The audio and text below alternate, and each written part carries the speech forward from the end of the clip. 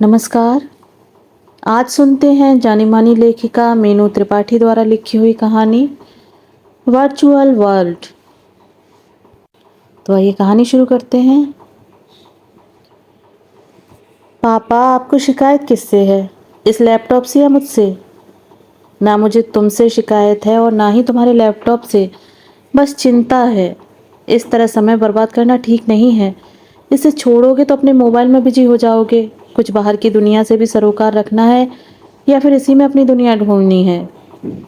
दिन भर स्क्रीन ताकने से अच्छा है किसी दोस्त से मिलकर आ जाओ। एक दूसरे की सुनोगे तो जीवन के रास्ते नजर आएंगे, कुछ नया जानोगे, समझोगे। पापा, इससे ज़्यादा कोई हमें अपडेट रख सकता है क्या? रही चैटिंग की बात, तो मैं टाइम पास नहीं कर रहा हूँ। इस स्क्रीन की बदौलत जर्मनी में बैठे अपने दोस्त अनिकेत से पता चल रहा है कि वहाँ जॉब ऑप्शंस कैसे हैं, लेकिन आपको तो बस बुराई ही नज़र आती है। इसकी बदौलत ही हम बिना घंटों की लाइन में लगे बिल जमा करने और टिकट लेने जैसे कामों को घर बैठे चुटकियों में निपटाते हैं और समय को बचाते हैं। हाँ, वो समय तुम सब इसलिए बचाते हो ताकि मैसेज और सोशल नेटवर्किंग में समय बर्बाद कर सको। अपने मोबाइल पर मैसेज करते माया की थिरकती उंगलियां सहसा रुकीं। सिर उठाकर देखा तो अतुल गुस्से में खड़े माँ बेटे को घूर रहे थे। सब शब्द पर माया का ध्यान गया। ओहो, सब में वो खुद भी है। तो आज लक्ष्य के साथ उसे भी ताना मारा जा रहा है। क्या हुआ अतुल, आज इतना क्यों इरिटेट हो रहे हो? ऑनलाइन सोशल अकाउंट पर एक दूसरे से कनेक्ट होने वाली ये जनरेशन वास्तविक दुनिया और जरूरी रिश्तों से दूर हो रही है। ये चिंता की बात नहीं होनी चाहिए। अतुल की बात पर माया सहसा बोली, लक्ष्य, मुझे भी तुम्हारा दिन भर लैपटॉप और मोबाइल पर झुके रहना अच्छा नहीं लगता है। मौके की नजाकत को समझकर उसने लक्ष्य को डांटना ठीक समझा। अतुल अपने प्रेजेंटेशन में व्यस्त थे, ऐसे में वो अतुल का मूड खराब नहीं करना चाह रही थी।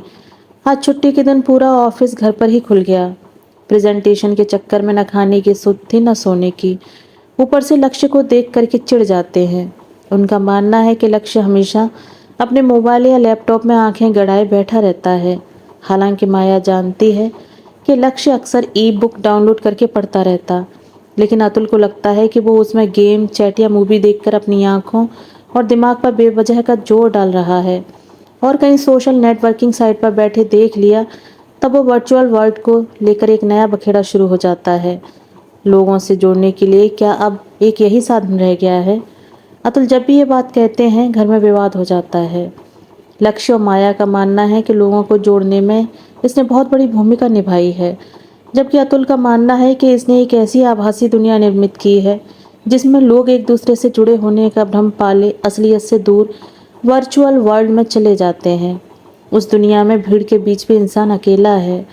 माया ने एक बार फिर अतुल की ओर देखा। आज के ज़माने में कोई कंप्यूटर में सिर्फ काम ही करे, ऐसा प्रण कैसे ले सकता है?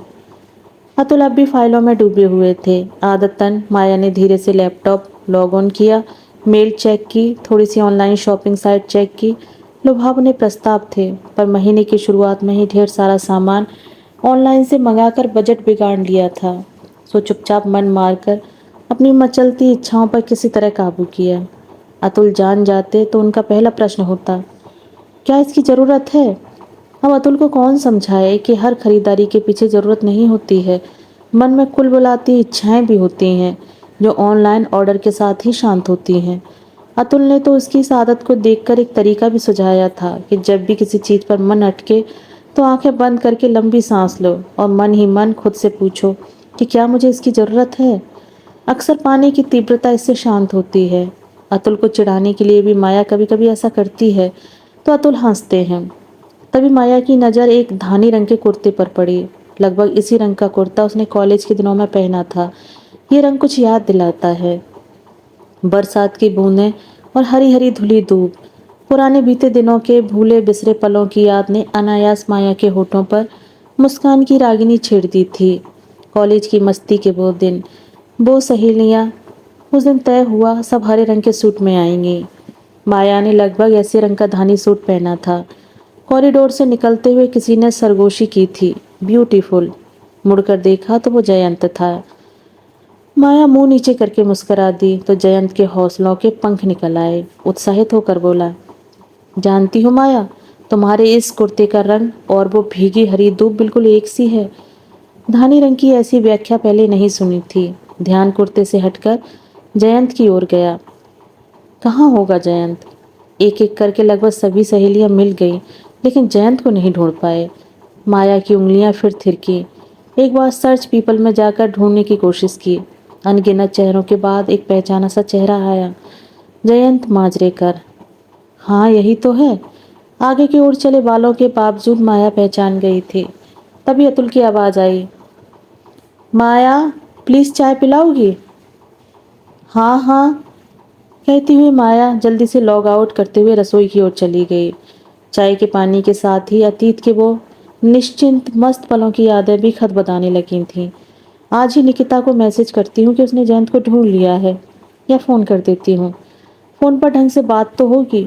निकिता ने तो अपना अकाउंट नाम के लिए ही खोल रखा है। पता नहीं कब मैसेज देखेगी, देखेगी भी या नहीं। देखकर भी कहाँ कोई कमेंट करती है, बस कभी कभी एक आध लाइक आ जाता है, जिससे दोस्ती का अस्तित्व बस बना रहता है।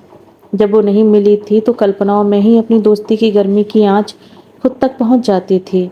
अब एक दूसरे के जीवन में ताक झांक करने के बावजूद ऊष्मा प्राप्त नहीं होती, बल्कि मन कई दुविधाओं से भी घिर जाता है। कहीं जानबूझकर उसने अनदेखा तो नहीं कर दिया है? वही सधे घिसे पिटे कभी कभार आने वाले कमेंट जाने क्यों मन को नहीं छूते। बावजूद इसके दिन में जब तक कई बार लॉग ऑन ना कर ले चैन नहीं मिलता। कभी कभी लगता है कि अतुल की चिढ़ जायज़ है, पर वो भी क्या करे। दिन में 3-4 लॉग ऑन ना करे तो चैन कहाँ पड़ता है। सोशल साइट से पीछा छूटता है तो ऑनलाइन शॉपिंग वेबसाइट खुल जाती है। उफ, बेचारों के घोड़े कहाँ कहाँ दौड़ने लगे थे। अभी तो जल्दी से जयंत को ऐड करना है। जल्दी से चाय का कप लेकर अतुल के पास गई तो वो आंखें मूंदे कुर्सी पर सिर टिकाए बैठा था। चाय देखकर माया से बोला, तुम भी बैठो। अतुल बातें करने के मूड में थे, पर वो 10 मिनट में आती हूँ कहकर चली गई। उसका सारा ध्यान जयंत को ऐड करने में लगा था। अतुल जानते थे कि 5 मिनट का कहकर वो 1 घंटे से पहले नहीं उठने वाली। वो चुपचाप चाय का घूंट भरने लगे थे। फुर्सत के पल निकाले तो उसका भी कोई फायदा नहीं। माया की उद्विग्नता बता रही थी कि वो किसी चीज में डूबी है। ऐसी दशा कमोबेश तब होती है जब वो ऑनलाइन कुछ मंगवाने वाली होती है। अलग अलग साइट पर जाकर पड़ताल करके उसे मंगवाती है। अतुल कुछ नहीं बोले, कोई फायदा भी नहीं था। उतावलेपन से माया ने लॉग ऑन किया।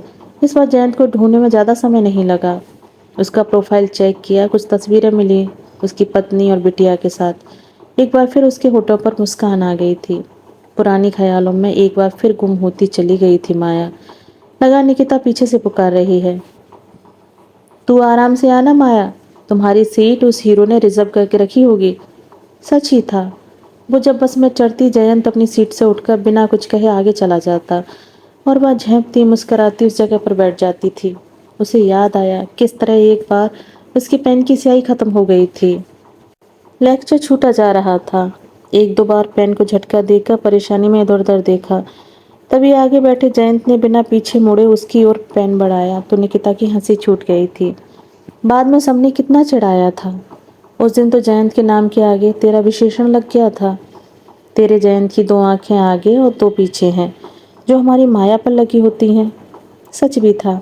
जयंत की मौजूदगी वो सहज महसूस कर लेती थी। दोनों के बीच जुड़ा ये मीठा संबंध यहीं तक जुड़ा रहा था। ना माया ने कुछ कहा और ना जयंत ने। छलावे और भुलावे की मीठी खुमारी में खोए कॉलेज खत्म होने के साथ अलग हो गए थे। ना कोई शिकवा ना शिकायत। हाँ, इस साथ बिताए पलों ने अपना अस्तित्व बनाए रखा था। इस तरह जयंत भी मन के कोने में बीते दिनों की मिठास लिए बस गया था। क्या उसे ऐड करूं? क्या सोचेगा वो? क्या जयंत ने भी कभी उसे याद किया होगा, या शायद ना भी किया हो? उसे ढूंढने की कोशिश की हो या ना भी की हो? कैसे रिएक्ट करेगा? या वो भी उसकी फ्रेंड लिस्ट में एक बड़ी संख्या बनकर रह जाएगी, या कहीं ज़्यादा ही वो करीब आने की कोशिश करे? क्या पता। कहीं पुरानी कसक उभरे या फिर वर्तमान के बोझ तले दम तोड़ दे। पुरानी मासूमियत से भरे रिश्तों में सयानापन आ गया तो पुराने दिनों की मिठास कायम रहेगी या नए स्वाद से परिचय होगा। अनायास ही माया ने आंखें मूंद ली थीं। उसी दशा में जाने कैसे वही प्रश्न उभरा, इसकी जरूरत है क्या? बड़ी देर तक उसी स्थिति में रुकने के बाद आंखें खोली तो मन शांत सा लगा। एक बार फिर नजर पड़ी चंद तस्वीरें उसकी खुशहाल जिंदगी को बयां कर रही थी। बिल्कुल वैसा ही खुशहाल जैसा उसका परिवार है। ये नई शुरुआत बीती मीठी यादों को बोझिल न बना दे। पुरानी यादें जो गाहे बगाहे अपना सिर उठाकर एक मुस्कान होठों तक ले आती हैं, उस प्रवाह में नई शुरुआत कोई रुकावट न पैदा कर दे, या फिर एक दूसरे की जिंदगी में झांकने का बस जरिया मात्र न बन जाए। अभी भी जयंत कुछ मीठी यादों के साथ उसके मन के किसी कोने में है, चुपचाप शांत अपने वजूद को बनाए बैठा है। वही जयंत उसे भाता है। समय अंतराल ने जाने कितने परिवर्तन ला दिए होंगे उसके व्यक्तित्व में। खुद वो भी तो कितना बदल गई है। सोचकर झटके से उसने लॉग आउट किया तो अच्छा लगा। कुछ कुछ वैसा ही जैसा किसी वस्तु के प्रति आकर्षण भाव मन खुद पर काबू पाकर सुकून महसूस करने लगे। माया के मन को भी सुकून लगा। जो जहाँ है वहीं ठीक है। कमरे में आई तो अतुल उसे ध्यान से देख रहे थे।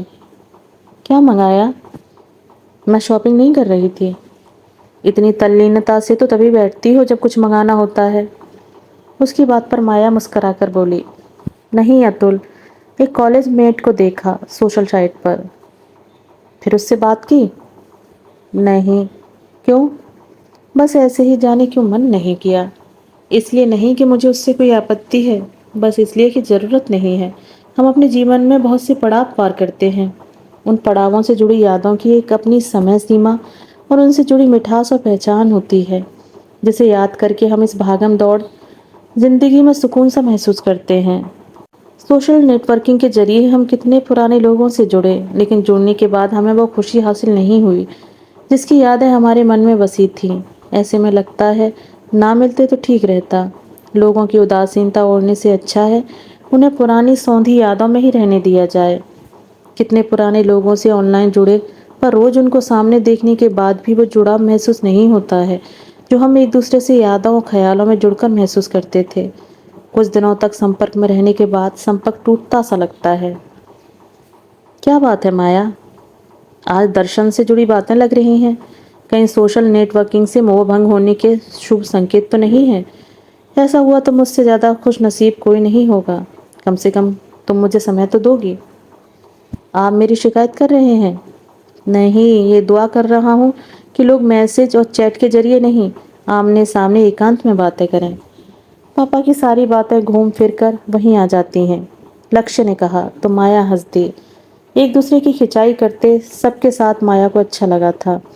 वास्तविकता तो यही थी कि सोशल साइट से एक ऊब माया के मन में बहुत दिनों से पनप रही थी, लेकिन उसकी पकड़ से मुक्त होना उसके लिए उतना सहज नहीं था जितना अतुल समझते थे। अतुल, कहीं बाहर चलें क्या? कहाँ? रिसोर्ट। आइडिया बुरा नहीं है, बस एक शर्त है, अपना स्मार्टफोन घर पर छोड़कर जाना। ये ज्यादती है अतुल, बड़ा अधूरा सा लगेगा। नहीं लगेगा, एक बार ट्राई करके तो देखें। और कोई ज़रूरी कॉल हुई तो? मेरा मोबाइल है ना।